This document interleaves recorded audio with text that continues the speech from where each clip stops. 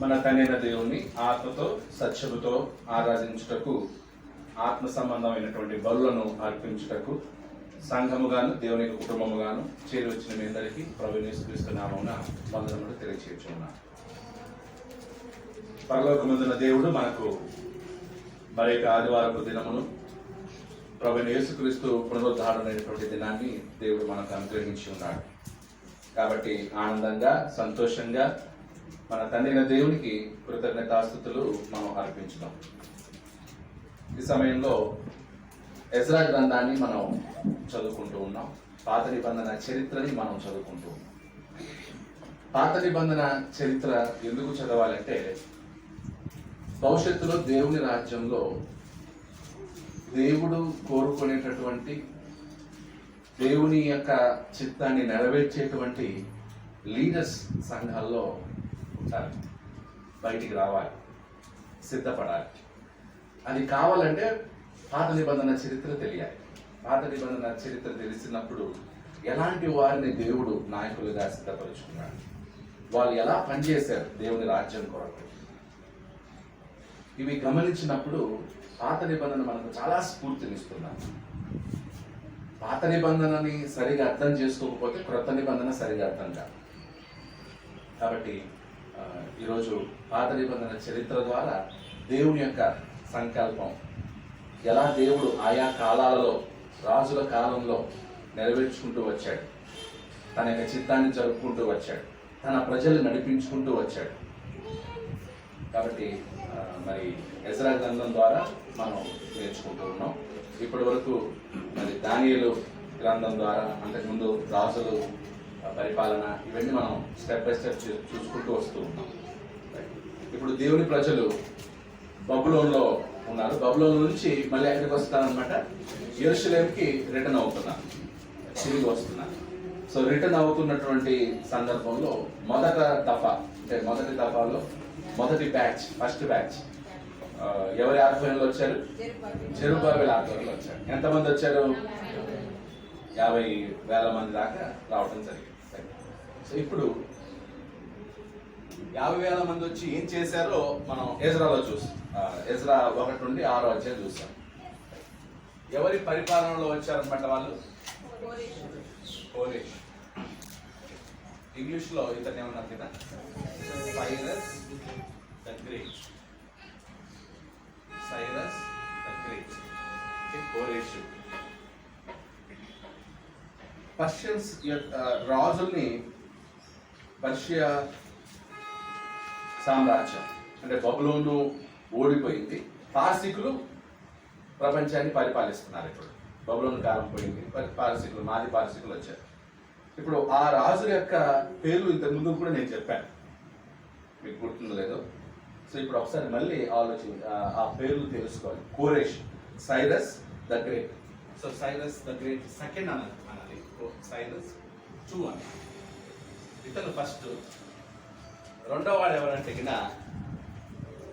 క్యాంబిసస్ 2.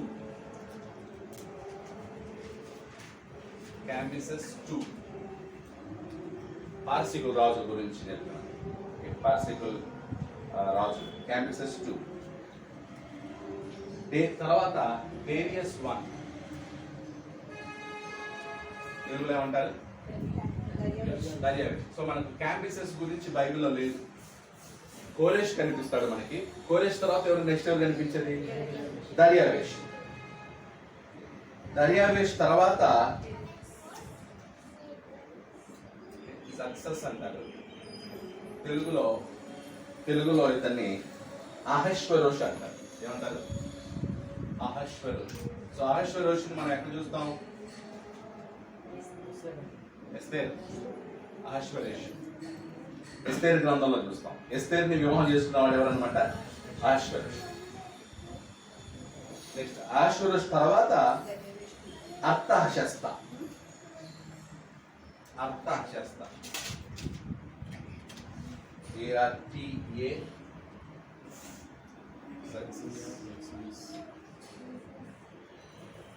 అర్తహషస్త 1. ఆ తర్వాత మళ్ళీ అహశ్వరోష్ 2 వస్తాడనమాట.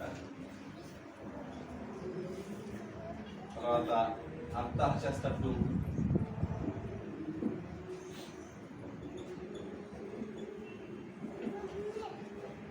ఆ తర్వాత దర్యావేష్ 2. సో మనకి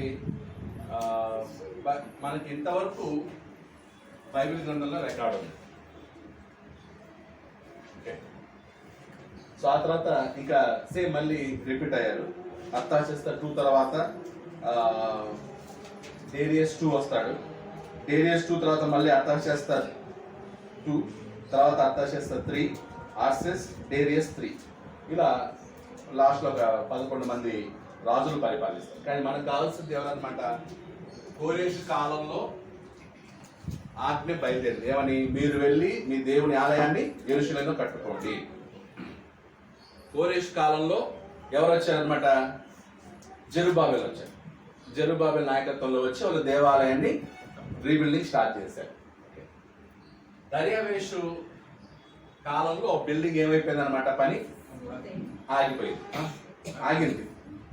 ఆగిన తర్వాత మళ్ళీ ఏమైందనమాట, మళ్ళీ కొంచెం టైం పట్టిన తర్వాత పూర్తి అంటే దర్యావేషు కాలం బిగినింగ్ లో ఆగిపోయింది. అతని పరిపాలన ముగింపులో బిల్డింగ్ ఏమైంది అనమాట, కంప్లీట్ అయిపోయింది. ఓకే, అంటే దర్యావేషు దర్యావేషు ముందు ఎవరు వచ్చారనమాట? క్యాంబిసెస్. అంటే కోరెష్ తర్వాత క్యాంబిసెస్ అని వచ్చేవాడు. కాబట్టి ఆ గ్యాప్ ఉంది మనకి.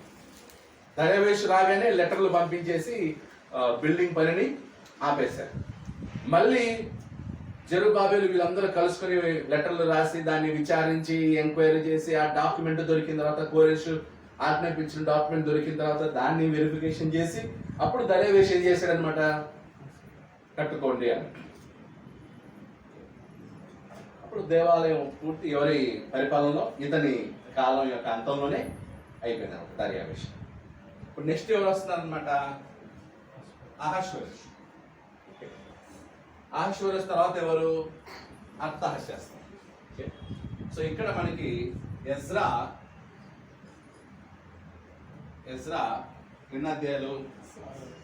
6వ అధ్యాయం.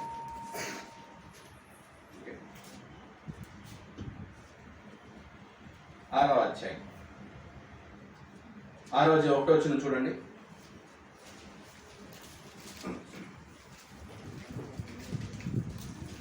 రాజైన దర్యావేషు ఆజ్ఞ ఇచ్చినందున బబులోనులో ఖజానులోని దస్తాపేజి కొట్టులో లేకగా మాదీయుడు ప్రదేశముందు ఎగ్బతాను అను పురుములో ఒక గ్రంథము దొరికెను.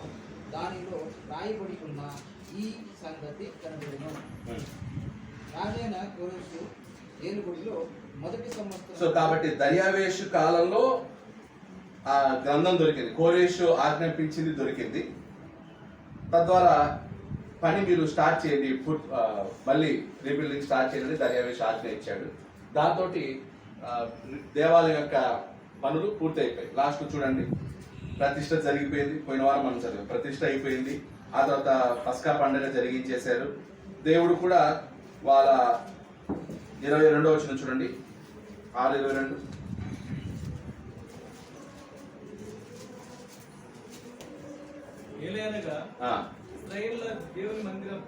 పని విషయమై వారి చేతులను బలపరచుటకు యెహోవా అష్షూరు రాజు హృదయమును వారి వైపు త్రిప్పి వారిని. సో ఇక్కడ అష్షూరు రాజు అంటే మళ్ళీ అష్షూరు కాదు, అష్షూరు బబులోను అంతటిని ఇప్పుడు ఎవరు పరిపాలిస్తున్నారు? మాది పార్షకులు పరిపాలిస్తున్నారు. సో అక్కడ అష్షూరు రాజు అంటే ఇశ్రాయేలీయుల్ని అటాక్ చేశారు కదా, ఆ అష్షూరు రాజు కాదు. ఇప్పుడు అష్షూరు రాజు అన్నా బబులోను రాజు అన్నా ఎవరు? దర్యావేష. ఎందుకంటే ఇప్పుడు కంప్లీట్ గా ఈ ప్లేసెస్ అన్ని ఎవరి దగ్గరికి వచ్చేసాయి? వీళ్ళ దీంట్లోనే ఉన్నాయి. అర్థమవుతుంది కదా. నెక్స్ట్ 7వ అధ్యాయం స్టార్ట్ చేద్దాం. 7వ అధ్యాయంలో మనకి అర్థహశస్త కనిపిస్తున్నాడు. ఈ 6వ అధ్యాయానికి 7వ అధ్యాయానికి మధ్య 60 సంవత్సరాల గ్యాప్ ఉంది. ఎన్ని? 60 సంవత్సరాలు. ఎజ్రా 7వ అధ్యాయం, 6వ అధ్యాయంకి 7వ అధ్యాయంకి మధ్య 60 సంవత్సరాలు. 6th చాప్టర్ కి 7th చాప్టర్ కి మధ్య ఎంత గ్యాప్? 60 సంవత్సరాలు. ఈ 60 సంవత్సరాల్లోనే అహష్వేరోషు స్టోరీ జరుగుతుంది. ఎస్తేర్ స్టోరీ జరుగుతుంది. ఎజ్రా 6వ అధ్యాయానికి ఎజ్రా 7వ అధ్యాయానికి మధ్య ఎన్ని సంవత్సరాలు? 60 సంవత్సరాలు. ఈ 60 సంవత్సరాల గ్యాప్ లోనే మనకి ఎస్తేర్ స్టోరీ, ఎస్తేర్ గ్రంథం ఉంది కదా, ఆ ఎస్తేర్ గ్రంథం అక్కడ సంభవిస్తుంది. అక్కడ ఎవరు? అహష్వేరోషు ఎస్తేర్ని వివాహం చేసుకోవడం, అక్కడ మిగిలినటువంటి యూదుల్ని ఎస్తేరు కాపాడటం. 7వ అధ్యాయం వరకు, ఎజ్రా 7వ అధ్యాయం 1 నుండి చదువు. ఈ సంగతులు జరిగిన పిమ్మట పారసీక దేశపు రాజైన అర్తహషస్త యొక్క ఏలుబడిలో ఎజ్రా బబులోను దేశం నుండి యెరూషలేము పట్టణంకు వచ్చారు. సో ఎవరి కాలంలో? అర్తహషస్త. సో ఈ అర్తహషస్త కాలంలో ఎవరు వస్తున్నారు? ఎజ్రా వస్తున్నాడు. సో ఇప్పటి వరకు 1 నుండి 6 అధ్యాయులు ఎవరి గురించి ఉన్నాయి? జెరుబాబెలు గురించి ఉన్నాయి. ఇప్పుడు ఎజ్రా స్టార్ట్ అవుతున్నాడు, ఎంటర్ అవుతున్నాడు. ఓకే, ఇతడు శెరాయి కుమారుడై ఉండేది. శెరాయ అజర్యా కుమారుడు, అజర్యా హిల్కియా కుమారుడు, హిల్కియా షెల్లోము కుమారుడు, షెల్లోము సోదోకు కుమారుడు, సోదోకు అహిటూబు కుమారుడు, అహిటూబు అమర్యా కుమారుడు, అమర్యా అజర్యా కుమారుడు, అజర్యా మెరాయతు కుమారుడు. ఎజ్రా ఎవరి కుమారుడట? షెరాయా కుమారుడు. షెరాయా ఎవరి కుమారుడు? అజర్యా కుమారుడు. అజర్యా ఎవరి కుమారుడు? హిల్కియా కుమారుడు. హిల్కియా ఎవరి కుమారుడు? షెల్లూము కుమారుడు. షెల్లూము ఎవరి కుమారుడు? సాదోకు కుమారుడు. సాదోకు ఎవరి కుమారుడు? అహితు. అహితునా?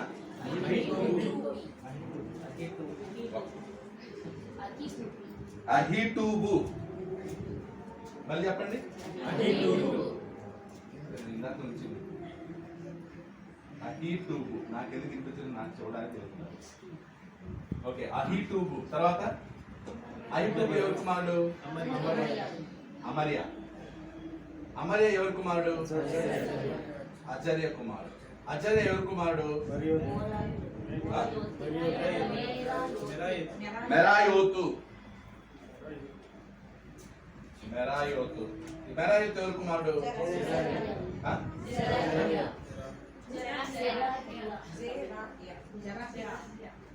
జరహ్య. స్పష్టంగా పలకాలి. జరహ్య అనాలి. అప్పుడు కరెక్ట్. జరహ్య. జరహ్య ఎవరి కుమారుడు? ఉజ్జి. ఉజ్జి ఎవరి కుమారుడు? బుక్కి.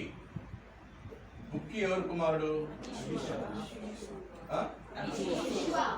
అబీషువా.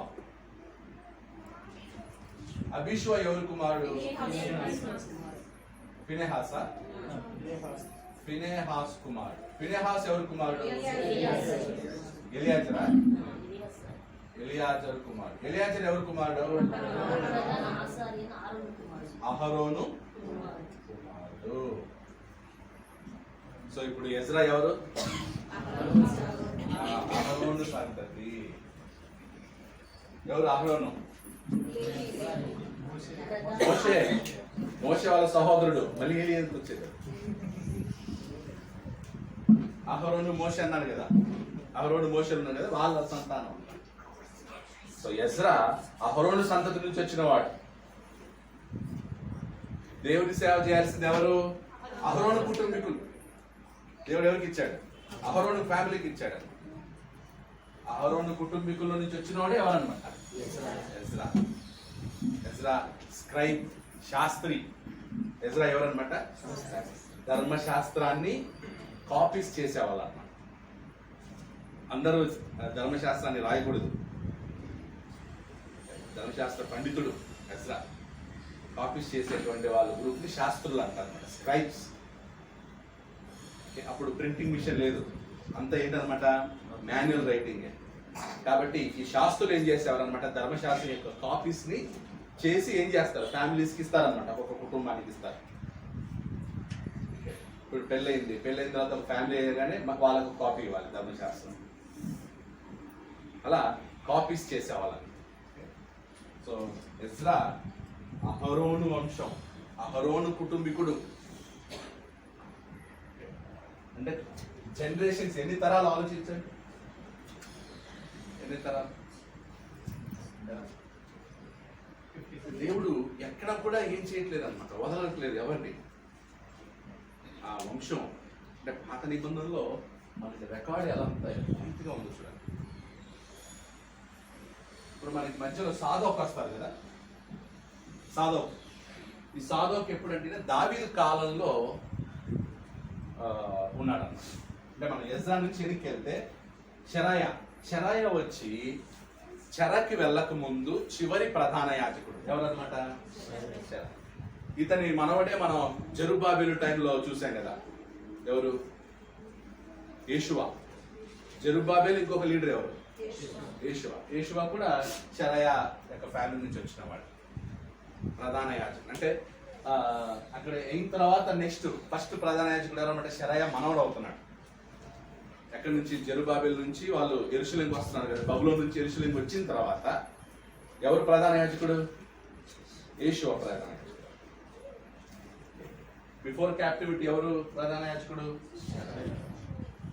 షరాయకు ముందు అజర్యాకు ముందు హిల్కియా ముందు షల్లూ ముందు సాదోకు. ఈ సాదోకే మనకి దావీదు కాలంలో ఈ సాదోకు మనకు కనిపిస్తాడు. ఒకసారి చూడండి, మొదటి రాజులు 1వ అధ్యాయం 7 నుండి 8.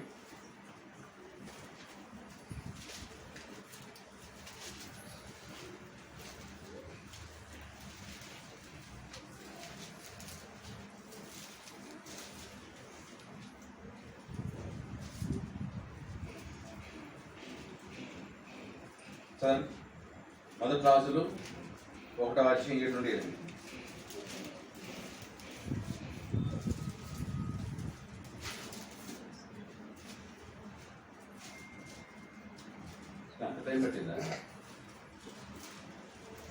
అతడు సెరయా కుమారుడైన యోవాబుతోను యాజకుడైన అబ్యాతారుతోను ఆలోచన చేయగా వారు అదోనియా పక్షము వహించి అతనికి సహాయము చేసింది. కానీ యాజకుడైన సోదోకును, యెహోయాదు కుమారుడైన బెనాయాను, ప్రవక్త అయిన నాతానును, షిమియును, రేయియును, దావీదు యొక్క శూరులను అదోనియాతో కలిసి కొనక ఉండేది. సాదోకు ప్రత్యేకంగా ఉన్నాడు అన్నమాట, అదోనియాతో కలవలేదు. సాదోకు దావీదు యొక్క పక్షాన్ని ఉండేటువంటి వాడు. సొలొమోనుకి దావీదు తర్వాత సొలొమోనుకి సపోర్ట్ చేసినటువంటి వాళ్ళు ఎవరన్నమాట, సాదోకు. ఈ సాదోకు నుంచి వచ్చినటువంటి వాళ్ళే సద్దుకయ్యులు. సాదోకు నుంచి వచ్చిన వాళ్ళు ఎవరన్నమాట,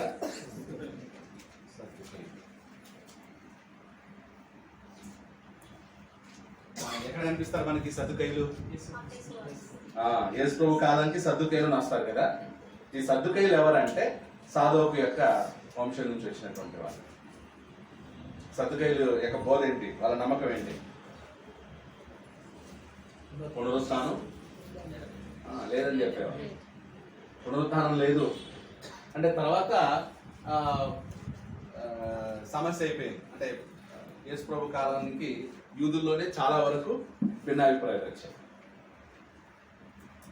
అందులో ఒక తెర ఎవరన్నమాట, మనకి యేసుక్రీస్తు కాలంలో పరిసయ్యులు, సద్దుకయ్యులు, శాస్త్రులు. శాస్త్రులు అంటే ఎవరి కుటుంబీకులు, అహరోను కుటుంబీకులు. సాదోకు అక్కడి నుంచి వచ్చినాడే, కానీ సద్దుకయ్యులు సపరేట్ గా. ఆ తర్వాత వీళ్ళందరూ కూడా సద్దుకయ్యులు అయిపోయారు. అంటే ఎజ్రా తర్వాత వచ్చినటువంటి వాళ్ళు ఎవరన్నమాట, సద్దుకయ్యులు. శాస్త్రులు అక్కడి నుంచి వచ్చారు, సద్దుకైలు అక్కడి నుంచి వచ్చారు, పరిసయులు అక్కడి నుంచి వచ్చారు. చూద్దాం అంత పరిసయుల గురించి చెప్తాను. అంటే అహరోను యొక్క కుటుంబం నుంచే సద్దుకైలు, శాస్త్రులు. మళ్ళీ వాళ్ళు డిఫరెంట్ నమ్మకం.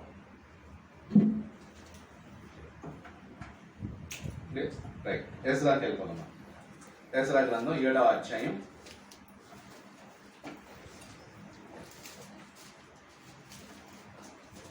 ఈ ఎజ్రా 6వ వచనం నుంచి చదువుతాం.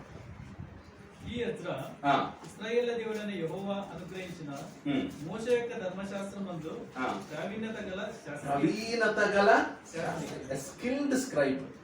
ఎవరు? ఈ ఎజ్రా. యెహోవా అనుగ్రహించిన మోషే యొక్క ధర్మశాస్త్రమందు ప్రవీణత గల శాస్త్రి మరియు అతని దేవుడైన యెహోవా హస్తము అతనికి తోడుగా ఉన్నందున అతడు ఏ మనవి చేసినను రాజు అనుగ్రహించును. అండర్లైన్ చేయండి. యెహోవా హస్తము అతనికి తోడుగా ఉన్నందున అతడు ఏ మనవి చేసినను రాజు అనుగ్రహించును. అంటే దేవుని ప్రజలు పరదేశంలో ఉన్నారు, వేరే దేశంలో ఉన్నారు. వేరే దేశంలో ఉన్నప్పుడు యెహోవా హస్తము వారికి తోడుగా ఉంది. యోసేపు విషయంలో కూడా చూస్తాం కదా. యోసేపు కూడా తన సొంత కుటుంబాన్ని విడిచిపెట్టి ఎక్కడున్నాడు? ఐగుప్తులో ఉన్నాడు. ఐగుప్తులో ఉన్నప్పుడు యెహోవా హస్తము యోసేపుకు తోడై ఉండెను, యెహోవా యోసేపునకు తోడుగా ఉండెను అనే మాట మనం చూస్తాం. అలాగే దానియేలు విషయంలో కూడా బబులోను ఉండగా దేవుడు దానియేలుకు తోడుగా ఉండెను.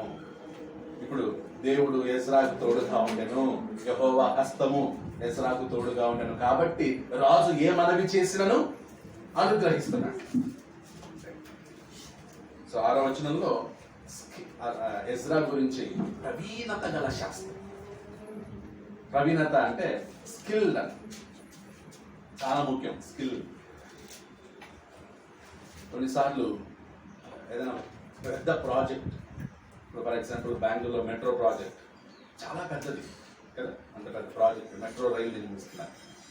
దానికి మనీ అవసరం, ఓకే, ఆ తర్వాత మెటీరియల్స్, తర్వాత వర్కర్స్.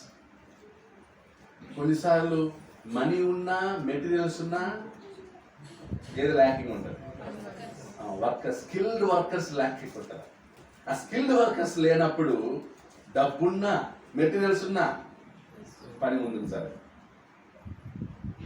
కొన్నిసార్లు స్కిల్డ్ వర్కర్స్ ఉన్నారు కానీ మనీ, మెటీరియల్స్ లేవు. సో ఇదంతా టుగెదర్ ఒక ప్యాకేజ్ లాగా అన్నమాట. Money, materials and skilled workers. So ఈరోజు సంఘాల్లో కూడా స్కిల్డ్ ప్రీచర్స్, స్కిల్డ్ లీడర్స్ రావాలి. స్కిల్డ్ సింగర్స్, పాటలు పాడడం స్కిల్, దాంట్లో ప్రవీణత ఉండాలి. సో ఎవరైతే పాటలు పాడడంలో, పాటలు నడిపించే దాంట్లో స్కిల్ ఉంటుందో వాళ్ళని ఎంకరేజ్ చేయాలి.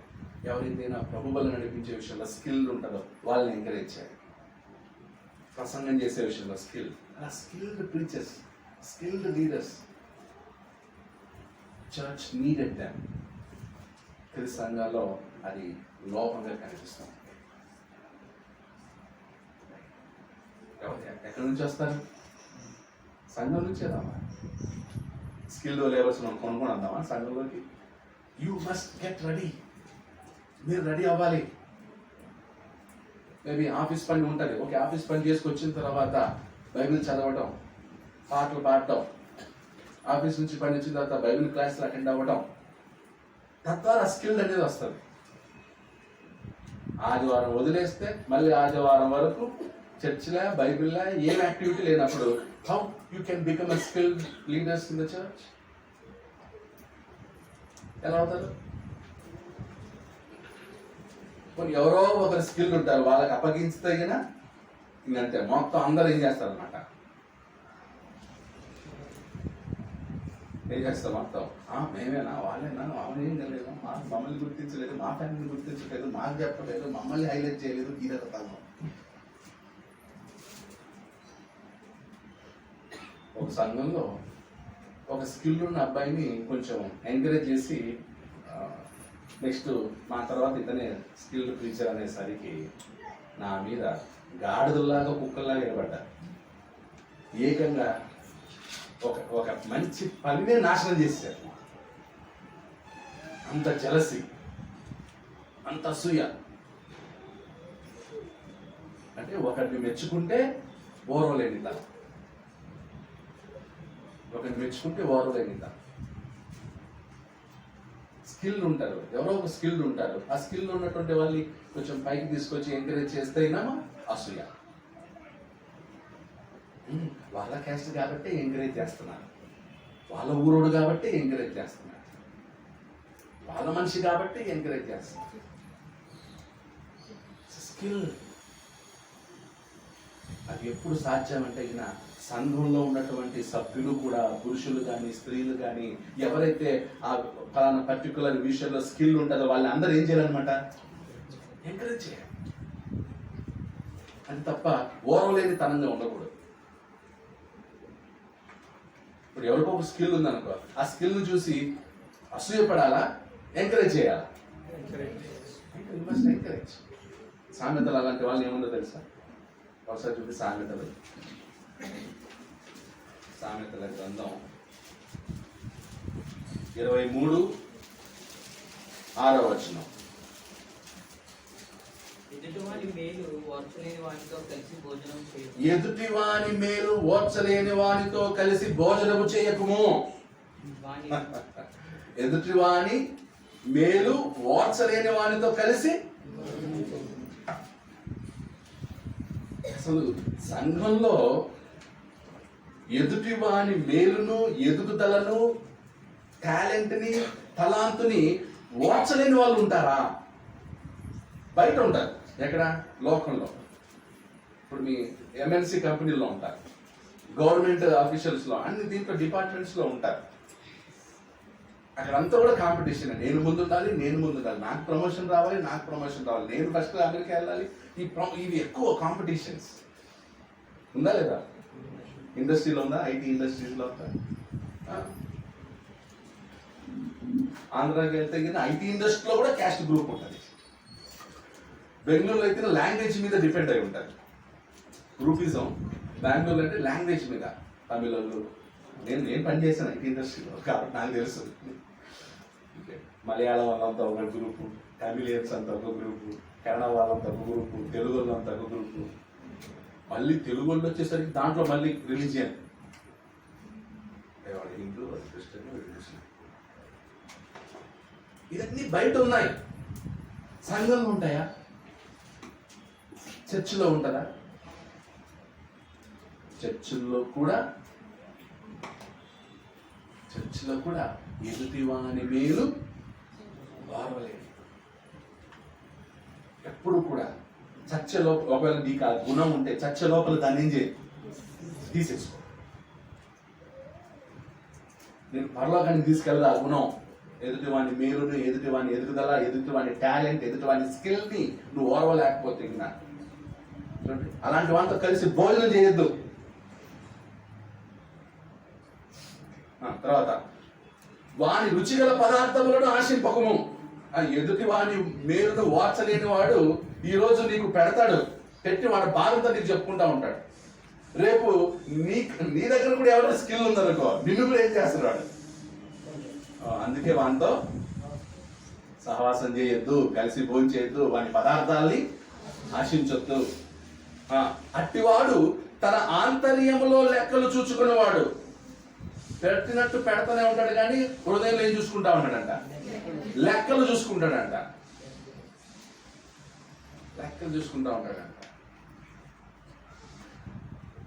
అంటే వాడు మనస్ఫూర్తిగా పెట్టడం లేదు, ఇష్టపూర్వకంగా ఇవ్వడం లేదు నీకు. హృదయంలో వాడు లెక్కలు వేసుకుంటా ఉంటాడు. ఇనుము త్రాగుము అని అతడు నీతో చెప్పునే గాని అది హృదయములో నుండి వచ్చు మాట కాదు. ఎదుటి వాని మేలు వారవలేని వాడు ఎప్పుడు హృదయంలో నుంచి మాట్లాడట, పైకి మాత్రమే మాట్లాడతాడు. ఒకవేళ నీవు అది తినినను తిన్న దానిని కక్కివేయుదువు. నీవు పలికిన ఇంపైన మాటలు వ్యర్థములగును. స్కిల్డ్ లేబర్స్ ఎందుకు రారు అంటే ఎదుటి వాని మేలు ఓరవలేని వాళ్ళు ఉండడం ఒక కూడా సమస్య. వాళ్ళు ఉంటారు కాబట్టి స్కిల్డ్ ఉన్నోళ్ళు కూడా అలా అంతరించిపోతారు. స్కిల్డ్ ఉన్నోడు కూడా వస్తాడు, ఏదో చేద్దామని వచ్చేసరికి వీళ్ళు కడ కడ కడ కయ్య కయ్య కయ్య అనేసరికి ఎందుకు వచ్చిందిలే మనకి, సరే మనకు ఇది లేదేమో అని వాళ్ళు ఏమవుతారు అన్నమాట, దూరం లేదా వేరే చోటుకి వెళ్ళిపోతారు, వేరే ఇంకెక్కడో కలిసిపోతారు.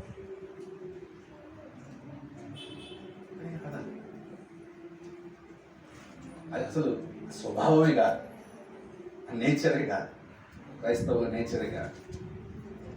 మీరు ఇప్పుడు ఎప్పుడు డెవలప్ చేసుకోవద్దు ఆ నేచర్, స్త్రీలు కానీ పురుషులు కానీ.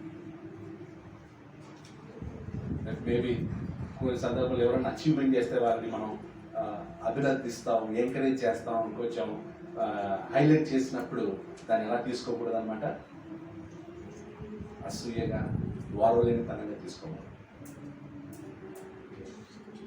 స్త్రీలలో కొట్టొచ్చినట్టుగా అనిపిస్తారు, పురుషులు వెంటనే కనపడదు కానీ తర్వాత చూపిస్తారు. ఎక్కువ సమస్య అయిపోయింది, ఎక్కువ సమస్య అయిపోయింది. ఈ మధ్య ఎక్కువ క్రిస్ సంఘాలు ఎక్కువ బయలుదేరింది, తెలుగు వాళ్ళలో ఎక్కువ అయిపోయింది. నేను తెలుగు ఉన్నాయి, తెలుగు వాళ్ళలో ఎక్కువ అయిపోయింది ఈ ఓరవలేని తనం. ఎప్పుడు పోతుందో తెలియదు, ఎప్పుడు పోతుందో తెలియదు. ఎందుకు ఈ మాట చెప్పాల్సి వచ్చిందంటే, ఎజ్రా ప్రవీణత గలవాడు, స్కిల్డ్ వర్కర్స్కే దేవుడు ఏం అప్పగిస్తాడు, అంతే కదా. మనం కూడా ఎవరి చేత పని చేయించుకుంటాం, స్కిల్డ్ వర్కర్స్తో పని చేయించుకుంటాం. మన ఇల్లు కట్టాలన్నా స్కిల్డ్ వర్కర్స్ కావాలి, ఎలక్ట్రికల్ వర్క్ రిపేర్ చేయాలన్నా స్కిల్డ్ వర్కర్ కావాలి, ప్లంబింగ్ వర్క్ అయినా స్కిల్డ్ వర్కరే కావాలి, హాస్పిటల్కి వెళ్ళినా స్కిల్డ్ డాక్టరే కావాలి. చర్చిలో మాత్రం స్కిల్డ్ వాళ్ళు లేరు, కిల్డ్ వాళ్ళు ఉన్నారు అన్నమాట, చంపే వాళ్ళు ఉన్నారు తప్ప. We need skilled leaders, skilled preachers. అది క్రీస్తు సంఘంలో నుంచి బయటకు రావాలి. రైట్, 7వ వచనం. మరియు రాజైన అర్తహషస్త ఏలుబడిలో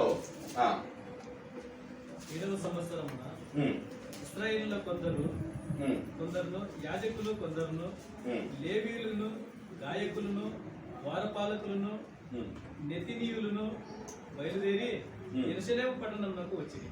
ఎక్కడికి వచ్చారంట? సో అక్కడ Ezra second batch arriving in Jerusalem.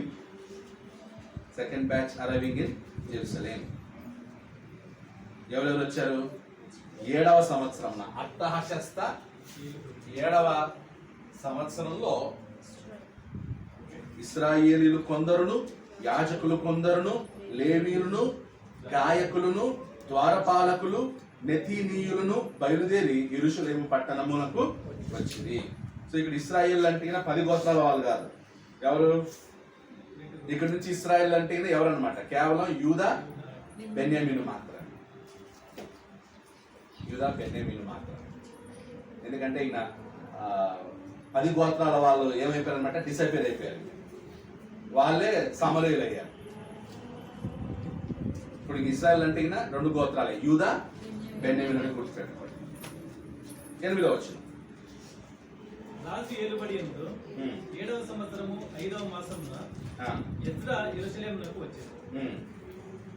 మొదటి దినమందు అతడు బబులోను దేశం నుండి బయలుదేరి తన దేవుని కరుణాహస్తము తనకు తోడుగా ఉన్నందున, మళ్ళీ అదే మాట రిపీట్ అవుతుంది. ఏంటి? తన దేవుని కరుణాహస్తము తనకు తోడుగానున్నందున 5వ నెల మొదటి దినమున యెరూషలేమునకు చేరెను. 7వ సంవత్సరంలో వచ్చారు. ఎప్పుడు వచ్చారు? 5వ నెలలో వచ్చారు. బయలుదేరింది ఎప్పుడు? మొదటి నెల. రీచ్ అయింది ఎప్పుడు? 5వ నెల. అంటే ఎన్ని నెలలు ప్రయాణం? బబులోను నుండి యెరూషలేముకి రావడానికి ఎన్ని నెలలు పట్టింది? 5వ నెలకు వచ్చారంట. మొదటి నెలలో ప్రారంభం చేస్తే అంటే వాకే, మరి బై వాక్ ఇంకేం వైభవం? ఎక్కడుంది తెలుసు కదా.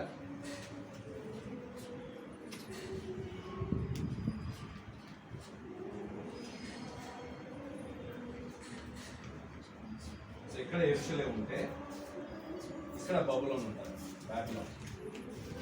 సో ఇక్కడ నుంచి ఇక్కడికి నడవడానికి 5 నెలలు పట్టిన 5 months. రైట్.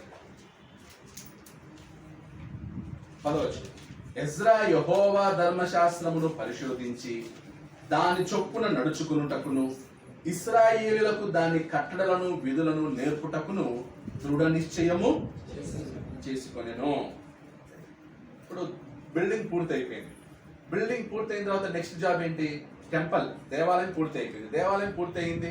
ఆరాధన, రెస్టరేషన్ కూడా, బలులు అర్పణ స్టార్ట్ అయిపోయింది. పస్కా పండుగ ఆచరించారు. ఇప్పుడు నెక్స్ట్ ఏంటి? నెక్స్ట్ జాబ్ ఏంటి? దేవుని ప్రజలను వాక్యం వైపుకి నడిపించాలి. దేవుని ప్రజలకి వాక్యం నేర్పాలి, కాపీస్ ఇవ్వాలి. అదే ఎజ్రా యెహోవా ధర్మశాస్త్రమును పరిశోధించి దాని చొప్పున నడుచుకొనుటకు, ధర్మశాస్త్రము చొప్పున నడుచుకోవడానికి ఇశ్రాయేలులకు దాని కట్టడలను విధులను నేర్పుటకు దృఢ నిశ్చయం చేసుకొనెను. ఏం చేయాలి ఇప్పుడు? నేర్పించాలి. ఇప్పుడు 70 సంవత్సరాలు దేవుని ప్రజలకు ధర్మశాస్త్రం. నెక్స్ట్ జనరేషన్ వచ్చింది, కొత్త జనరేషన్ వచ్చింది. ధర్మశాస్త్రం అంటే ఏంటో తెలియని జనరేషన్, ఫ్రెష్ జనరేషన్ వచ్చారు. ఇప్పుడు ఆ ఫ్రెష్ జనరేషన్కి ఏం చేయాలి? ధర్మశాస్త్రాన్ని నేర్పించాలి, ఫ్రెష్గా నేర్పించాలి, ఫ్రెష్గా టీచింగ్ చేయాలి. అంటే టెంపుల్ అవసరం, టెంపుల్ తర్వాత ఈరోజు మనకు కూడా సంఘ భవనం అవసరం. ఆ సంఘ భవనంలో మనందరం కలిసి ఏం చేయాలి? వాక్యాన్ని నేర్చుకోవాలి. సో చర్చ్ బిల్డింగ్స్ ఎందుకు కావాలి? వాక్యం నేర్చుకోవడానికి. చర్చ్ బిల్డింగ్స్ ఎందుకు కావాలి? సహవాసం చేసుకోవడానికి. చర్చ్ బిల్డింగ్స్ ఎందుకు కావాలి? ఒకరికొకరు ప్రేమ, అనురాగం, ఆప్యాయత పెరగడానికి, తగ్గడానిక? చర్చ్ బిల్డింగ్ ఉందనుకోండి, సొంత బిల్డింగ్, అక్కడ ఎక్కువసేపు కూర్చుంటాం, ఎక్కువసేపు మాట్లాడతాం కదా, అందరం కలిసి భోజనం చేస్తాం, బాప్తిజాలు అక్కడే ఇచ్చుకోవచ్చు. ఏమన్నా చిన్న చిన్న కార్యక్రమాలు జరిగితే ఒక కుటుంబం లాగా మనందరం ఒకే ఫ్యామిలీకి చెందినటువంటి వాళ్ళు ఎలా సెలబ్రేషన్ చేస్తారో అలా సెలబ్రేషన్ చేసుకుంటాం. ఇప్పుడు మీరు ఫ్యామిలీలో మీ బంధువులు అందరూ కలిసి ఎలా ఉంటుంది? అక్క చెల్లెలు, అన్నదమ్ములు అందరూ యూనిట్ అవుతారు కదా, యూనిటీగా కలిసి ఎలా ఎంజాయ్ చేస్తారు ఆ ఫ్యామిలీ యూనిటీని, ఫ్యామిలీ ఫంక్షన్స్ ఎలా చేస్తారు. అలా సంఘంలో మనం అందరం ఒక కుటుంబ సభ్యులముగా, ఒక తండ్రికి బిడ్డలంగా ఆ భావం తీసుకొస్తాం. ఎన్వైరన్మెంట్, ఆ వాతావరణం వస్తుంది. అందుకోసం ఇక్కడ కూడా టెంపుల్ పూర్తి అయిపోయింది, ఇంకా అంతే, ఓకే అయిపోయిందని అందరూ ఏం చేయట్లేదు, చదవబడిపోవట్లేదు. దేవుడు ఎజ్రాను రెడీ సిద్ధం చేశాడు. ఎజ్రా వచ్చాడు. ఇప్పుడు ధర్మశాస్త్రాన్ని అనగా దేవుని వాక్యాన్ని ఏం చేయాలన్నమాట? ఆ తరానంతటికి కూడా నేర్పాలి. ఈరోజు ఇప్పుడున్నటువంటి జనరేషన్ నెక్స్ట్ జనరేషన్కి దేవుని వాక్యం నేర్పాలి. ఆ జనరేషన్ ఇంకో జనరేషన్కి దేవుని వాక్యాన్ని నేర్పాలి. దేవుని వాక్యాన్ని నేర్పించడం మన ప్రధాన లక్ష్యం, మెయిన్ టార్గెట్. ఈరోజు యాజకుడు అహరోను కుటుంబంలో నుంచి ఉన్నాడా? ఈరోజు యాజకుడు ఎవరు? బాప్తిజం పొందిన ప్రతి ఒక్కడు ఎవరు? యాజకుడే. ఎక్కడుంది వచనం? ఎక్కడుంది వచనం? 1 పేతురు 2వ అధ్యాయం 9వ వచనం చెప్పండి.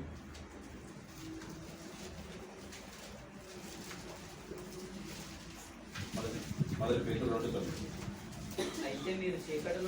అయితే మీరు చీకటిలో నుండి ఆశ్చర్యకరమైన తన వెలుగులోనికి మిమ్మును పిలిచిన వాని గుణాతిశయములను ప్రచురము చేయ నిమిత్తము. మిమ్మును పిలిచిన వాని గుణాతిశయాన్ని మీరేం చేయాలంట?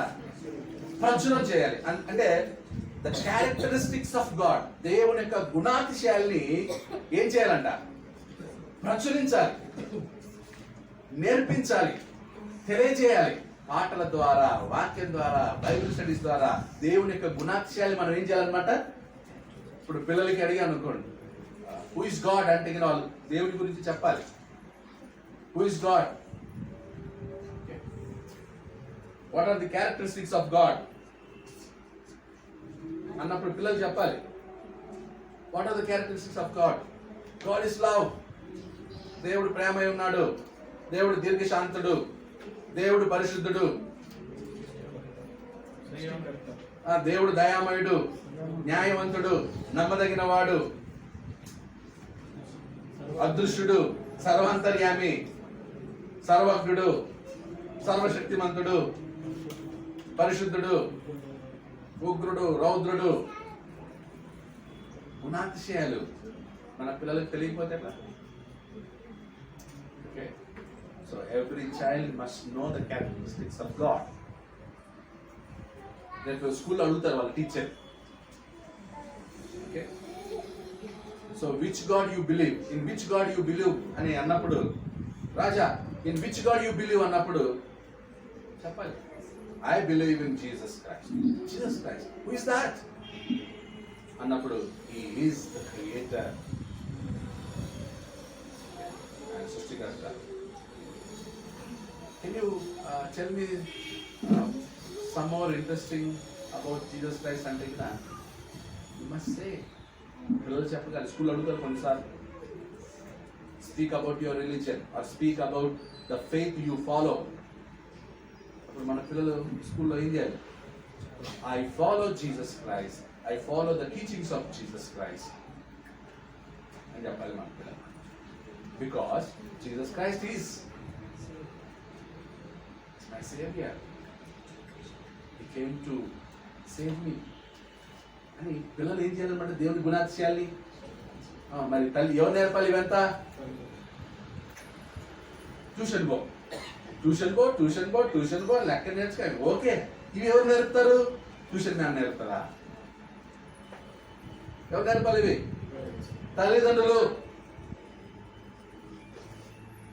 చీకటిలో నుండి తన ఆశ్చర్యకరమైన వెలుగులోనికి మిమ్మును పిలిచిన వాని గుణాతిశయములను మీరేం చేయాలంట? ప్రచురము చేయు నిమిత్తము ఏర్పరచబడిన వంశము. ఈరోజు మనం ఎవరు? ఏర్పరచబడిన వంశం. ఒకప్పుడు ఏర్పరచబడిన వంశం ఎవరు? అహరోను వంశం. ఈ రోజు మనం ఎవరు? ఏర్పరచబడిన వంశం. అహరోను వంశం కాదు. ఈరోజు దేవుని గుణాతిశయాన్ని ప్రచురించడానికి అహరోను వంశాన్ని ఏర్పరచుకోలేదు, మోషే వంశాన్ని ఏర్పరచుకోలేదు, యాకోబు వంశాన్ని ఏర్పరచుకోలేదు, అబ్రహాం వంశాన్ని ఏర్పరచుకోలేదు. క్రీస్తునందు ఎవరైతే నూతనంగా జన్మించారో, క్రీస్తు ద్వారా ఎవరికైతే దేవుని కుమారులు అవుతున్నారో వారే ఈరోజు ఏర్పరచబడిన వంశము, రాజులైన యాజక సమూహం. రాజులైన యాజక. సో మనం ఎవరు ఈరోజు? యాజక సమూహం. అహరోను కుటుంబంలో జన్మించలేదు, అయినా నేను యాజకున్నే. దావీదు వంశంలో మనం జన్మించలేదు, అయినా మనం రాజుల యొక్క కుటుంబమే. అర్థమవుతుందా పాయింట్? మనం రాజులైన యాజక. ఆ రోజు ఎజ్రా అవసరమైంది. అహరోను కుటుంబంలో నుంచి దేవుడు ఎజ్రాని ఏర్పరచుకున్నాడు. ఈ రోజు ఎవరు ఏర్పరచుకుంటున్నాడు? ఎజ్రా కుటుంబాన్న క్రీస్తునందున్న వారిని ఏర్పరచుకుంటున్నాడు. యేసుక్రీస్తును ప్రభువుగా రక్షకుని గాని ఎవరైతే అంగీకరించారో, ఆయన రక్తంలో ఎవరైతే కడగబడతాడో వాడే ఎజ్రా, వాడే మోషే, వాడే అహరోన్. దేవునికి మనమే. ఎజ్రా, పాత నిబంధనలు ఎవరైతే ఉన్నారో వాళ్ళందరూ మనమే దేవునికి ఈరోజు. రాజులైన యాజక. ఆ రోజు ఎవరు? శాస్త్రి ఎజ్రా. ఎజ్రా వచ్చి ఏం చేస్తున్నాడు? దేవుడి వాక్యాన్ని, ధర్మశాస్త్రాన్ని అక్కడున్న వాళ్ళందరికీ ఏం చేయాలి? నేర్పించాలి. నేర్పించడానికి ఏం చేసుకున్నాడంట? దృఢ నిశ్చయము చేసుకున్నాడు. దృఢ నిశ్చయం చేసుకున్నాడు. దృఢ నిశ్చయం అంటే ఫిక్స్. ఫిక్స్ అంటే మన పిల్లలు కూడా దృఢ నిశ్చయం చేసుకుంటారు. నాకు స్పైడర్ మ్యాన్ బొమ్మే కావాలి. వాడు ఏమైపోయాడు? ఇంకా ఫిక్స్ అయిపోయాడు. ఫిక్స్ అయిపోయిన తర్వాత వాటితో మానిపించగలమా చెప్పండి చూద్దాం. మీరు ఏమన్నా డైవర్ట్ చేయగలరా అని. మేబీ ఈ రోజు వద్దులే నేను రేపు కొనిస్తానని పోస్ట్ పోన్ చేయొచ్చేమా, కానీ ఆ టార్గెట్ మాత్రం మీరేం చేయలేదు, మార్చలేదు. వాడు ఫిక్స్ అయిపోయాడంటే చిన్న ఇప్పుడు పిల్లలు కూడా వాళ్ళు ఫిక్స్ అయిపోయి ఉంటారు. ఎక్కడో వచ్చేటప్పుడు డాడీ నాకు అది కావాలి. 7 years నుంచి మా వాడైతే నాకు 2 years నుంచి నాకు ఫిక్స్ అయిపోతే అంతే, ఇంకా చాలా కష్టం. ఈ స్కూల్ నుంచి తీసుకొచ్చేటప్పుడు దాన్ని ఏమంటారు, సోన్ పాపడి అమ్ముతారు కదా, పింక్ కలర్ లో ఉంటుంది చూడ, ప్లాస్టిక్ కవర్ వేసి 6 గంట వేరే పడతాడు. ఆ గంట వినపడకూడదని చెప్పేసి చెవులు మూసేవాడిని నేను. ఎందుకు పోతున్నాం చెవులనే కనపడిందో అది అంతే. పిల్లల్లో ఉంది ఆ మనస్తత్వం, దృఢ నిశ్చయం చేసుకోవటం అనే మనస్తత్వం పిల్లలకు ఉంది. మనం పెద్ద అయిన తర్వాత కుటుంబాలు వచ్చాక మనం కూడా దేవుని వాక్యం మీద ఏం చేయాలి, దృఢ నిశ్చయం చేసుకోవాలి. నేను ఇలా ఉంటాను, ఇలా జీవిస్తాను, ఇలా ఫాలో చేస్తాను, నా పిల్లలకి నేర్పించాలి, నా పిల్లలకి నేను ఇలా పరిశుద్ధ వివాహాలు జరిపించాలి అని దృఢ నిశ్చయం చేసుకోవాలి. నేను మా అమ్మ నాన్నలు చెప్పినట్టే వింటాను అని దృఢ నిశ్చయం చేసుకోవాలి. మా సంఘంలో నేను ఉంటాను, దృఢ నిశ్చయం చేసుకోవాలి. ప్రతి ఆదివారం నేను ఆరాధనకి వెళ్తాను, దృఢ నిశ్చయం చేసుకోవాలి. వచ్చి ఆదివారం ఆరాధనకి వస్తారా, కలుద్దాం, ఆదివారం వస్తాను నేను, ఆదివారమా చూద్దామన్నా అంటే ఏంటి దాని అర్థం? నువ్వేం చేయలేదు, దృఢ నిశ్చయం చేసుకోలేదు. ఆదివారం కలుద్దాం అంటే ఏంటి దాని అర్థం? దృఢ నిశ్చయం చేసుకో. ఏది ఏమైనా ఆదివారం ఆరాధనలో నేను వస్తాను, దృఢ నిశ్చయం. మనం మిగతా వాటన్నిటిలో దృఢ నిశ్చయం చేసుకుంటాం. దేవుని విషయాల్లో, దేవుని కార్యాల్లో ఏం చేయట్లేదు, దృఢ నిశ్చయం. ఎజ్రా దృఢ నిశ్చయం చేసుకున్నాడంట. ఏమని? నేను నేర్పాలి, వాక్యాన్ని నేర్పాలి, ప్రతి తరానికి నేర్పాలి. నెక్స్ట్ 11 చదువు. ఎజ్రా 7వ అధ్యాయం. యెహోవా ఆజ్ఞల వాక్యముల యందును ఆయన ఇశ్రాయేలులకు విధించిన కట్టడల యందును శాస్త్రియు యాజకుడైన ఎజ్రాకు రాజైన అర్తహషస్త ఇచ్చిన తాకీదు నకలు. ఓకే, సో 11 to 16 ఏం రాసుకుంటారంటే the letter of అర్తహషస్త.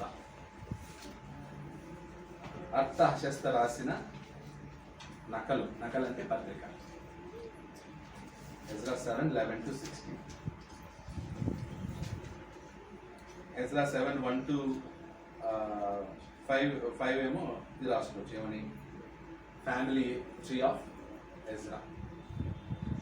6th verse వచ్చేసి Ezra is a skilled scribe. 7 to 9 వచ్చేసి arrival of Ezra in Jerusalem. 7, 10 వచ్చి 10 వచ్చేసి ఎజ్రా చేసుకున్న దృఢ నిశ్చయం. వాక్యం నేర్పించడానికి ఎజ్రా దృఢ నిశ్చయం చేసుకున్నాడు. 11 to 16. సో ఒక నకలు పంపించాడు. ఎవరు? అర్తహషస్త. అంటే రాజే ఒక లెటర్ రాశాడు. ఏంటి? రాజైన అర్తహషస్త ఆకాశమందలి దేవుని ధర్మశాస్త్రమందు శాస్త్రియు యాజకుడునైన ఎజ్రాకు క్షేమము మొదలగు మాటలు రాసి ఇలాగు సెలవిచ్చెను. సో అర్తహషస్త ఎజ్రాకి లెటర్ రాశాడు. అంటే అర్తహషస్తకు తెలిసిపోయింది ఎజ్రా ఏమని? ధర్మశాస్త్రమందు ప్రవీణత కలిగినటువంటి వాడు, ఆకాశమందలి దేవుని 13 చేతనున్న నీ దేవుని ధర్మశాస్త్రమును బట్టి యూదాను గూర్చియు యెరూషలేమును గూర్చియు విమర్శ చేయుటకు నీవు రాజు చేతను అతని 7 మంత్రుల చేతను పంపబడితివి గనుక మేము చేసిన నిర్ణయము ఏదనగా. అంటే ఎజ్రా విషయంలో రాజైన అర్తహషస్తే ఒక మీటింగ్ పెట్టి ఒక డిసిషన్ తీసుకున్నారట. ఎజ్రా ఒక్కడే రాలేదు, మంత్రులతో పాటు వచ్చాడు. 7 మంత్రులు ఎజ్రాతో పాటు ఎక్కడికి వచ్చారు? యెరూషలేంకి వచ్చారు. తర్వాత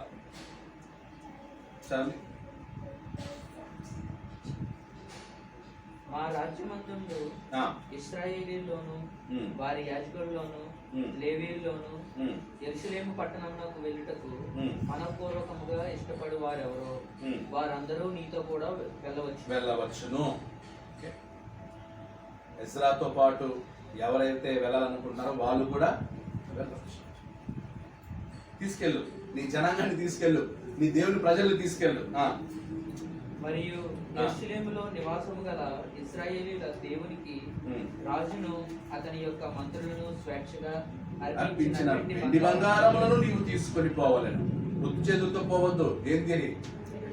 వెండి బంగారాలను తీసుకెళ్ళు. See, ఒక దేశం నుంచి ఇంకొక దేశానికి వెండి బంగారం తీసుకెళ్ళడం అనేది అంత చిన్న విషయం కాదు.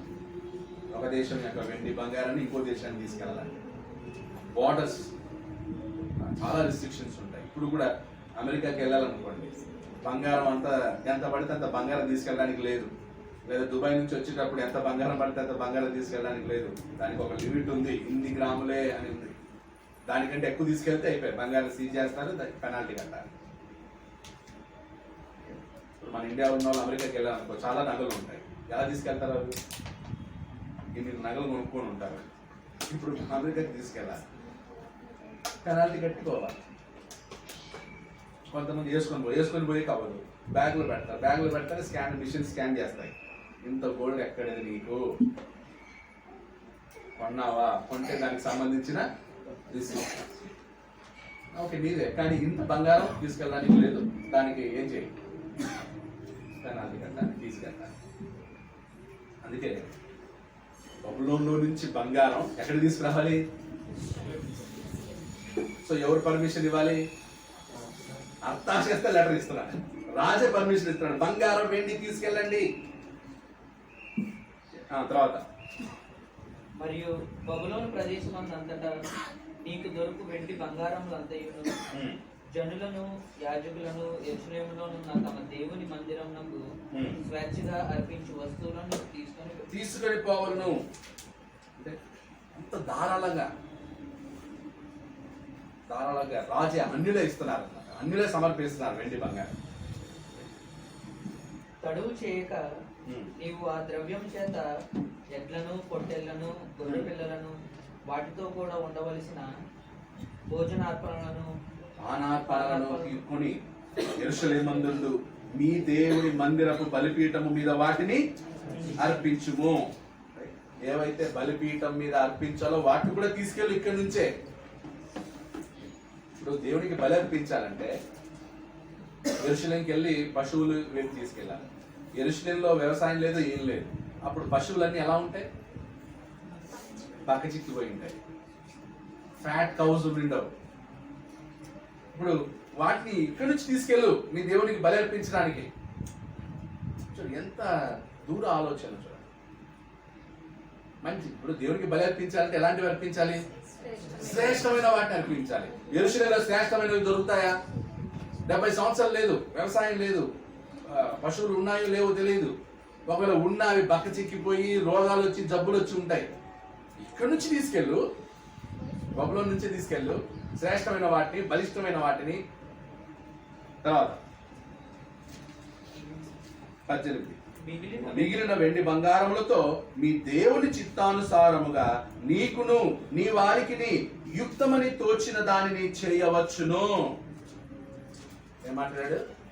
అంటే మీ దేవుని చిత్తానుసారముగా, మీ దేవుని చిత్తానుసారముగా మీకు ఏదైతే యుక్తమని తోచుతుందో దాని ప్రకారం చేయండి. అంటే అర్థాశస్త దేవుని చిత్తం గురించి మాట్లాడుతున్నాడు. మీ దేవుడు ఏం చెప్తే అది, మీ దేవుని చిత్తం ఏదైతే ఉందో అదే చేయండి. అంటే అర్థాశస్త్రకి ఇవి కొన్ని తెలియవు ధర్మశాస్త్ర ప్రకారం వెళ్ళి. అందుకే ఏమంటారు? మీ ఇష్టం, మీకు ఇస్తున్నాం, మీరేం చేస్తారో చేయండి, మీ దేవుని చిత్త ప్రకారం ఏం చేస్తారో చేయండి. తర్వాత అంతడు మరియు నీ దేవుని మందిరపు సేవ కొరకు నీకు ఇవ్వబడిన ఉపకరణములను నీవు యెరూషలేములోని దేవుని ఎదుట అప్పగింపవలెను. నీ దేవుని మందిర విషయములో దానమిచ్చుటకై మరి ఏదైనాను నీకు కావలసిన ఎడల అది రాజు యొక్క ఖజానాలో నుండి నీకు ఇవ్వబడును. ఇంకా నీకేమైనా కావాలంటే రాజు యొక్క ఖజానాల నుంచి నీకు ఇవ్వబడుతుందయ్యా. ఇక్కడ ఎవరు మహిమపరచబడుతున్నారు? దేవుడు మహిమపరచబడుతున్నారు. ఆకాశమందున్నటువంటి యెహోవా దేవునికి అర్థహశస్త్ర ఇస్తున్న గౌరవం, అర్థహశస్త్ర ఇస్తున్నటువంటి మహిమ. 21 మరియు రాజునైన అర్థహశస్త అను నేనే నది అవతలనున్న ఖజానాదారులైన మీకు ఇచ్చు ఆజ్ఞ ఏదనగా, ఆకాశమందలి దేవుని ధర్మశాస్త్రములో శాస్త్రియు యాజకుడు నైన ఎజ్రా మిమ్మును ఏదైనా అడిగిన ఎడల ఆలస్యము కాకుండా మీరు దాన్ని చేయవలెను. ఒక నది అవతల ఇక్కడ ఉన్నారు కదా కొంతమంది, నది అవతల ఉన్నటువంటి వారిని ఆజ్ఞాపించాడు అనమాట. ఒకవేళ ఎజ్రాకి ఏమన్నా అవసరం ఉంటే గిన నది అవతల ఉన్నటువంటి మీరు ఏం చేయాలి? సపోర్ట్ చేయాలి, హెల్ప్ చేయాలి ఎజ్రాకి. 22 1000 తూముల గోధుమలు, 200 మనుగుల వెండి, 300 తూముల ద్రాక్షరసము, 300 తూముల నూనె, లెక్క లేకుండా ఉప్పును ఇయ్యవలెను. ఆకాశమందలి దేవుని చేత ఏది నిర్ణయమాయనో దాని ఆకాశమందలి దేవుని మందిరమునకు జాగ్రత్తగా చేయింపవలసినది. దేవుని మందిరమునకు అండర్లైన్ చేయండి, దేవుని మందిరానికి జాగ్రత్తగా చేయింపవలసినది. అంటే దేవుని మందిరాన్ని జాగ్రత్తగా చేయాలి, జాగ్రత్తగా కట్టాలి, జాగ్రత్తగా జరిగించాలి. దేవుని కార్యాలని జాగ్రత్తగా జరిగించండి అని ఎవరు చెప్తున్నారు? అన్య రాజు చెప్తున్నారు దేవుని మందిర విషయం. ఈరోజు దేవుని మందిరం ఏది? సంఘం. అప్పుడు సంఘం విషయంలో మనందరికి ఎలాంటి జాగ్రత్త ఉండాలి? సో సంఘంలో కూడా ఏ పని చేసినా ఎలా చేయాలి? జాగ్రత్తగా చేయాలి. జాగ్రత్త అంటే కేర్ఫుల్ గా చేయాలి. ఒక రొట్టె సిద్ధపరిచిన ఎలా చేయాలి? రొట్టె సిద్ధపరచడం కూడా జాగ్రత్తగా చేయాలి. ప్రభు బల సిద్ధపరిచేది జాగ్రత్తగా చేయాలి. చర్చి బిల్డింగ్ శుభ్రం చేసేటప్పుడు కూడా జాగ్రత్తగా చేయాలి. సెక్రటరీ, ట్రెజరర్ జాగ్రత్తగా పనిచేయాలి. ఒక సండే క్లాస్ టీచర్స్ జాగ్రత్తగా పనిచేయాలి. ఏది చేసినా సంఘంలో, సంఘం కొరకు, దేవుని కొరకు, దేవుని పని విషయంలో ఎలా ఉండాలి? కొన్ని చర్చి బిల్డింగ్లు అయితే బూజు పట్టిపోయి ఉంటాయి, పెయింటింగ్ వేసి ఉండదు. ఆ తర్వాత అలా కాకరాచులు, చీమలు తిరుగుతూ ఉంటాయి. అలాగే ఉంటది. ఎన్నో సంవత్సరాల నుంచి పాడుపడిపోయిన బంగ్లాలా ఉంటాయి కొన్ని చర్చలు. శుభ్రం చేసుకోరా? జాగ్రత్త లేదా? రేపు మన కేరళంలో సంఘ భవన నిర్మాణం కూడా ఎలా జరగాలి? జాగ్రత్తగా. అది కట్టే ఆ బాధ్యత మరి అవినాష్కి, రాజు బ్రదర్ గారికి అప్పగిస్తా ఉన్నాం. వాళ్ళు ఎలా చేయాలి? వాళ్ళ ఇల్లుని ఎలా కట్టుకుంటారో అలా చర్చి బిల్డింగ్ ని కడతారు. ఆ నమ్మకంతో వాళ్ళకి అప్పగించింది. అది జాగ్రత్తగా చేస్తారనే నమ్మకం ఉంది. జాగ్రత్తగా చేయాలి. ఎవరైనా సరే, సువార్థికుడైనా సువార్త పని ఎలా చేయాలి? సంఘ సభ్యులు సంఘంలో అందరూ వాళ్ళ వాళ్ళ పనిని జాగ్రత్తగా చేస్తే ఎవరికి మహిమ? ఈ విషయాన్ని అర్థహశస్తో గుర్తించి ఇక్కడున్న వాళ్ళకి వార్నింగ్ ఇచ్చాడు, లోపల ఉన్న వాళ్ళకి వార్నింగ్ ఇచ్చాడు. దేవుని మందిరపు పనిని రైట్ అందరూ కూడా ఎలా చేయాలి? జాగ్రత్తగా చేయాలి. ఆరాధనను అందరూ కూడా ఎలా చేయాలి? జాగ్రత్తగా చేయాలి. పాటలు ఎలా పాడాలి? దేవుడే కూర్చొని కాళ్ళు ఇలా ఎత్తుకొని పాట పాడేటప్పుడు కానీ, వాక్యం వినేటప్పుడు కానీ, ప్రార్థనలో కానీ ఎలా ఉండాలి? జాగ్రత్త. కొంతమంది బిల్డప్ ఇవ్వడానికి వస్తారు చర్చి. బిల్డప్ ఇవ్వడానికి వస్తున్నామా? గొప్పలు చూపించడానికి వస్తున్నామా? నా దగ్గర ఎంత ఉందో చూపించడానికి వస్తున్నాను. నా తడాకేంటో చూపించడానికి వస్తున్నాను. అంతమంది లాస్ట్ ప్రేయర్ అయిన తర్వాత ఉంది అందరికి అనుకుని వస్తుంటారు. మొత్తం కొంతమంది బిజినెస్ మీటింగ్ ఉంది ఈరోజు వాళ్ళని జాగ్రత్త.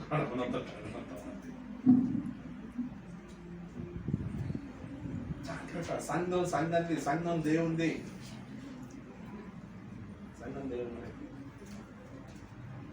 తర్వాత 23వ వచనం.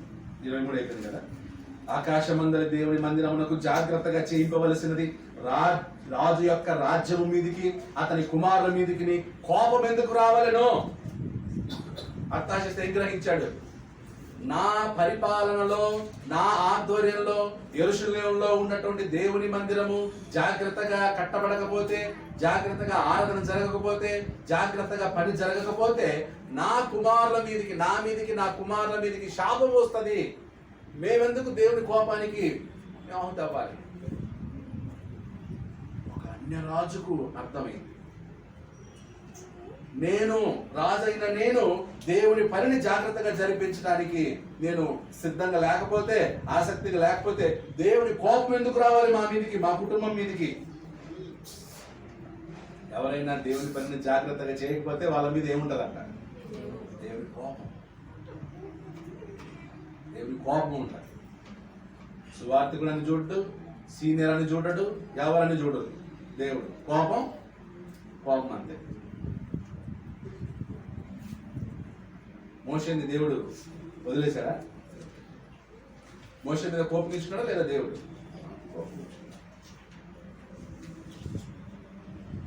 దావీదు వదిలేశాడా? దావీదు మీద కోపగించుకున్నాడు. దేవుడు ఎవరిని విడిచిపెట్టడు, పక్షపాతం చూపడు. అందుకే ఈరోజు మనం ఏది కూడా జాగ్రత్తగా చేయకపోతే ఈరోజు సేమ్ ప్రిన్సిపల్ ఏంటి? దేవుని కోపము మన మీద. అందుకే చెప్పేది ఆదివారం ఆరాధనలు మానద్దు, దేవుని ప్రార్థన విడిచిపెట్టద్దు, దేవుని పాటలు ఆస్వాదించడం మానేద్దు, కుటుంబ ప్రార్థనలో నిర్లక్ష్యం చేయొద్దు. కుటుంబ ప్రార్థన చాలా ముఖ్యమైనది. భర్త, భార్య, పిల్లలు కలిసి దేవుణ్ణి ప్రతిరోజు ఒక పాట పాడి, ఒక వాక్యం చదివి పడుకోండి. ప్రతిరోజు నైట్ ఎట్టి పరిస్థితుల్లోనూ ఫ్యామిలీ ప్రేయర్ మిస్ అవుట్ చేయండి ప్లీజ్. ఒకవేళ ఇంకా మీకు ఇద్దరున్నా, భార్య భర్తలు ఇద్దరున్నా, ఒక పాట పాడుకొని ప్రార్థన చేసుకొని పడుకో.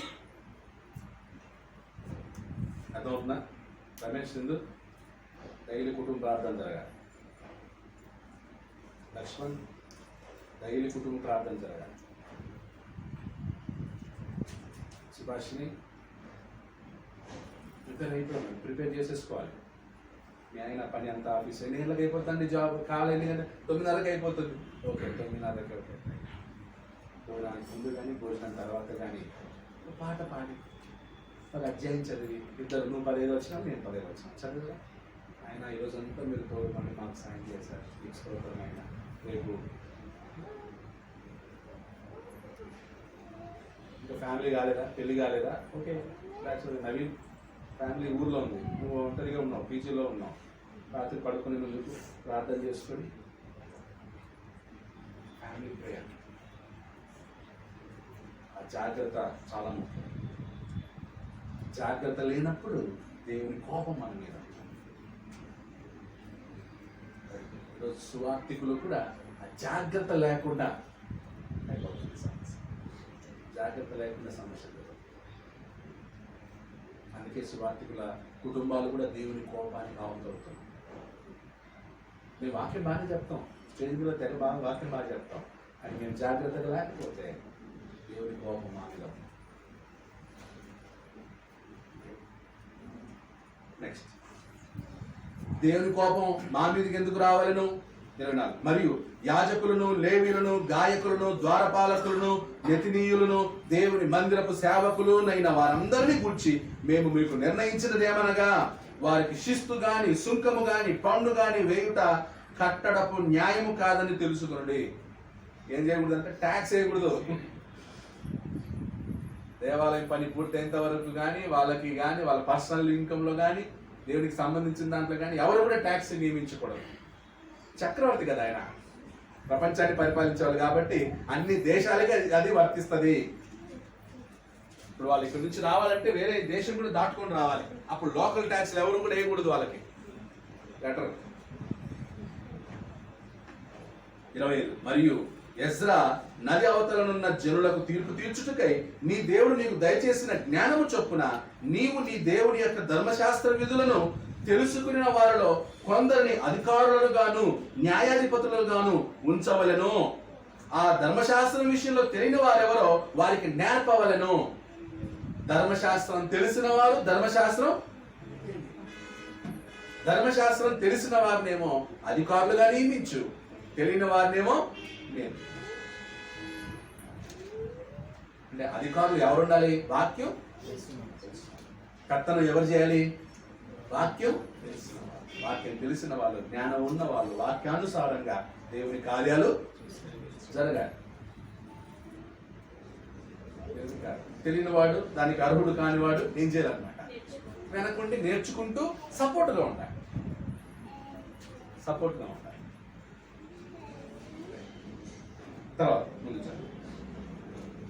26 నీ దేవుని ధర్మశాస్త్రము గాని రాజు యొక్క చట్టము గాని గై కొనని వాడెవడో త్వరగా విచారణ చేసి మరణ శిక్ష అయినను స్వదేశ త్యాగమైనను ఆస్తి జప్తైనను ఖైదీయులైనను వారికి విధింపవలను.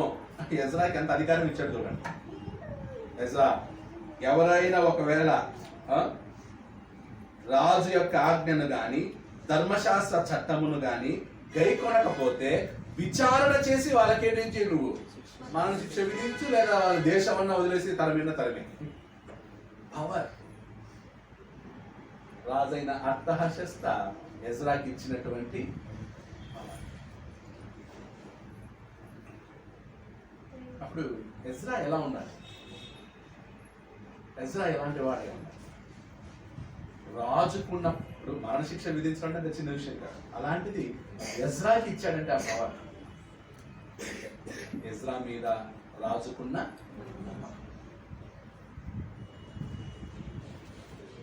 27 యెరూషలేములో నుండి యెహోవా మందిరమును అలంకరించుటకును రాజునకు బుద్ధి పుట్టించినందునను రాజును అతని మంత్రులను రాజు యొక్క మహాధిపతులను నాకు దయ అనుగ్రహింపజేసినందున మన పితరుల దేవుడైన యెహోవాకు స్తోత్రము.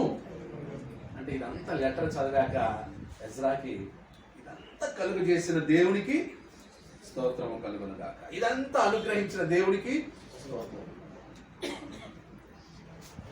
ఇవన్నీ దేవుడే అనుగ్రహించాడు. నా సొంత బుద్ధి కాదు, నేనేదో పెద్ద ఎదురు కాదు, అన్ని దేవుడే అనుగ్రహించాడు. మన జీవితంలో కూడా అన్నిటిని అనుగ్రహించేది ఎవరు? దేవుడే. భార్యనిచ్చేది ఎవరు? సుబుద్ధి గల భార్య యెహోవా యొక్క దానం. కుమారుడు యెహోవా అనుగ్రహించు గర్భఫలం ఆయన ఇచ్చు. అప్పుడు నీకు భర్తనిచ్చింది ఎవరు? నీకు పిల్లలు ఇచ్చింది ఎవరు? దేవుడు. నీకు ఉద్యోగాన్ని ఇచ్చింది ఎవరు? దేవుడు. కుటుంబాన్ని ఇచ్చింది దేవుడు. ఒకవేళ ఏమున్నా కూడా దేవుడే అనుగ్రహించాడు. అన్ని దేవుని ద్వారా పొంది దేవుని విషయంలో మాత్రం జాగ్రత్త లేకుండా ఉన్నాం.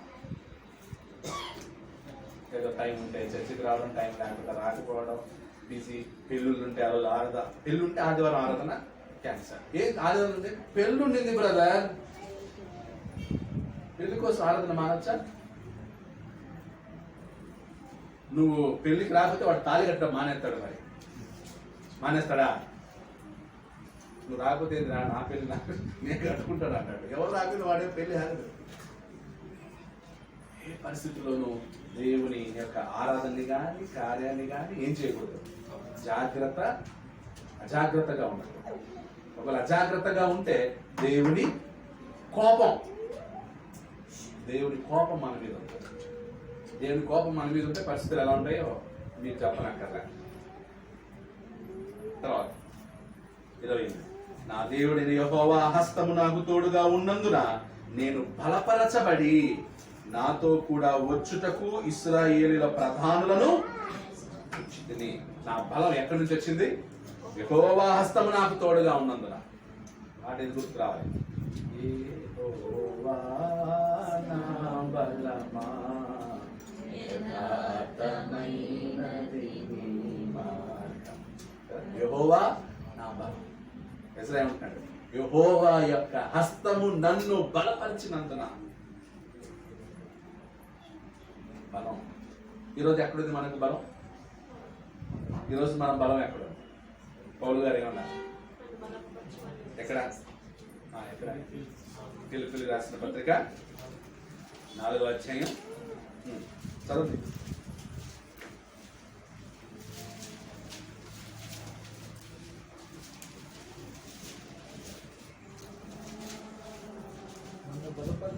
నన్ను బలపరచువాని అందే నేను సమస్తమును చేయగలను. నన్ను బలపరచువాని అందే నేను సమస్తమును చేయగలను. సో నన్ను బలపరిచిన వాడు ఎవరు? క్రీస్తు. ఎఫెసీ పత్రికలో కూడా ఉంది కదా, ఎఫెసీ పత్రిక 3వ అధ్యాయం